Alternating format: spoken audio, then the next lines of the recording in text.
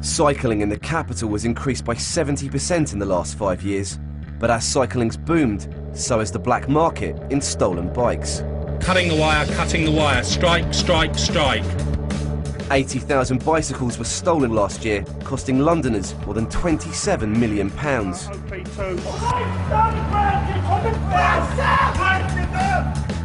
Tonight, we track the criminals that are stealing your bikes.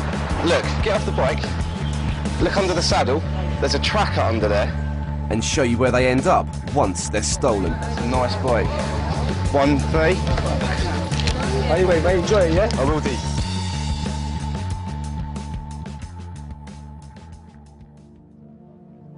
Cycle theft is big business in the capital, and it's getting bigger, doubling in the last 4 years.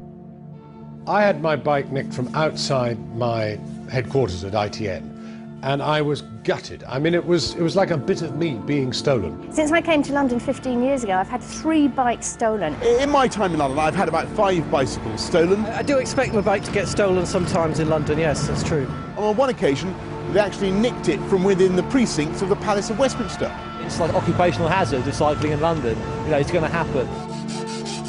Bike theft is increasing because it appears to be such an easy crime to commit. The London programme decided to see just how easy it is to steal a bike. We bought 3 bicycles and locked them up in central London. While filming from a distance, we tried to steal our own bikes in broad daylight to see if anyone would intervene. First stop, Scotland Yard. Surrounded by CCTV cameras, armed police and a constant flow of pedestrians, will I get away with stealing a bike with a giant pair of cable cutters?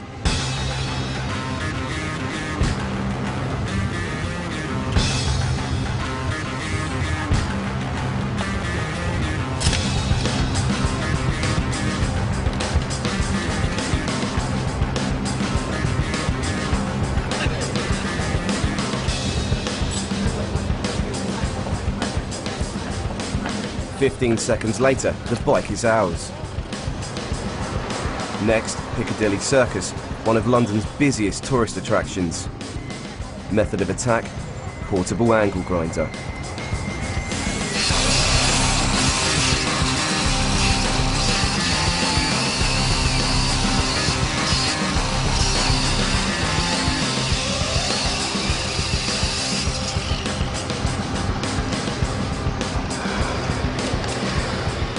A noisy 20 seconds later, and we're off with the bike. Last but not least, Barbican Tube Station at rush hour. Method of attack, hacksaw.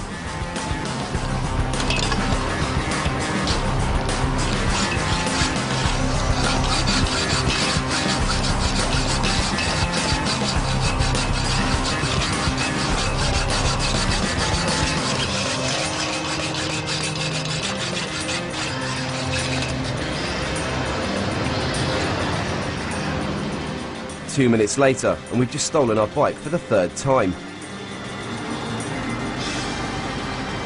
Despite trying our hardest to get noticed stealing the bikes in central London, not one person intervened or even asked what we were doing throughout the entire day. Everybody walks on by these days. So we live in this atomistic society where nobody takes charge of the community, nobody has a feeling for what's going on the streets, and so people feel they can get away with whatever they like. Another factor fueling bicycle theft is the way cyclists are securing their bikes. Police suggest cyclists should spend between 10 to 20% of their bike's value on security, but many cyclists are opting to use cheap locks that are easy targets for thieves. This is believed to be partly responsible for the increase in thefts. We bought a selection of relatively cheap cable locks and took them for testing at Sold Secure, a company that rates the quality of security products. The idea of today is to test the bicycle locks. We're going to try and wedge them, hammer them, lever them, cut them, and just to basically see if we can get in as a normal criminal would. Steve gets his gloves on and starts to attack this £12.99 lock with a junior hacksaw.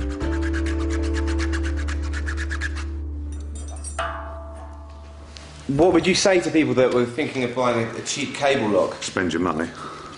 You get what you pay for.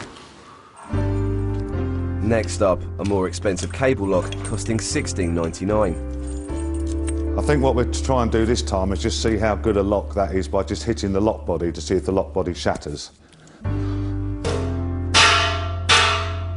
It's cheap, nasty, and bye-bye, your bike's gone already. Next, a fully armoured cable lock costing £24.99.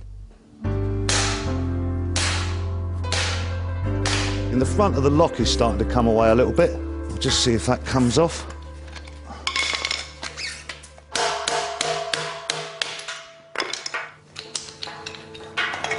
The tools needed to get through these cables were crude but effective.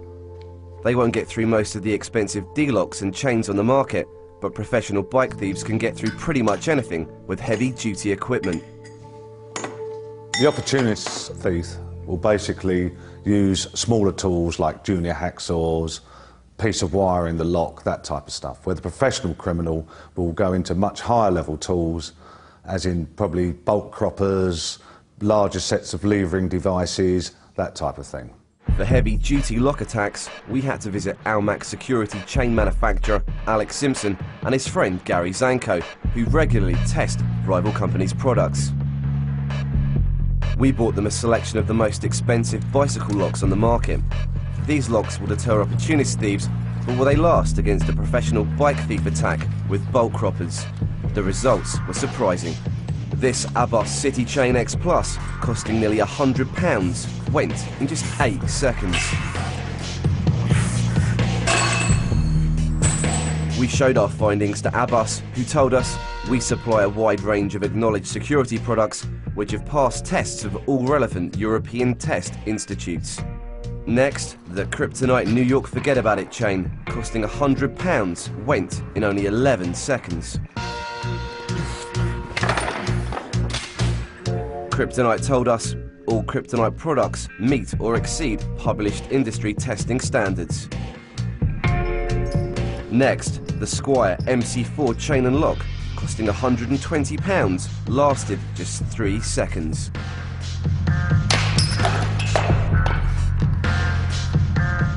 Alex and Gary continued testing bicycle locks. When they were finished, they cut through £500 worth of locks in just 99 seconds. But Almac security co-owner Maxine Simpson wasn't shocked by the findings. I'm not surprised by what we've done today. Any cyclist that buys any of these locks we tested today are not safe, because a professional thief, it is no deterrent to him. It offers no deterrent at all. He will come with the Irwin record 42-inch croppers. Seconds later, he'll be walking away with that cyclist's bike. Central London is now the country's bicycle theft capital, with over 80 bicycles stolen every day. City police are fighting back against bike thieves by trying to catch them in the act. Today's operation involves locking a decoy bike to a rack outside Barbican Tube Station and waiting for a thief to strike.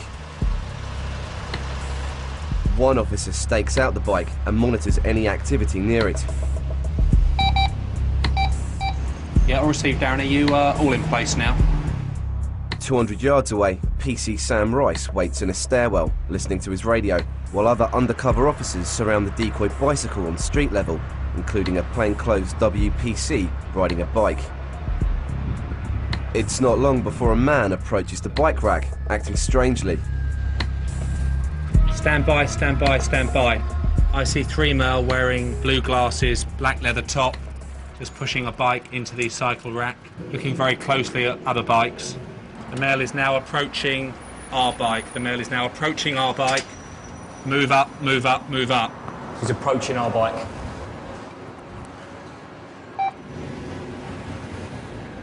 It's going into a green shoulder bag that he's carrying. He is about to take out, oh, he's, okay, cutting the wire, strike, strike, strike.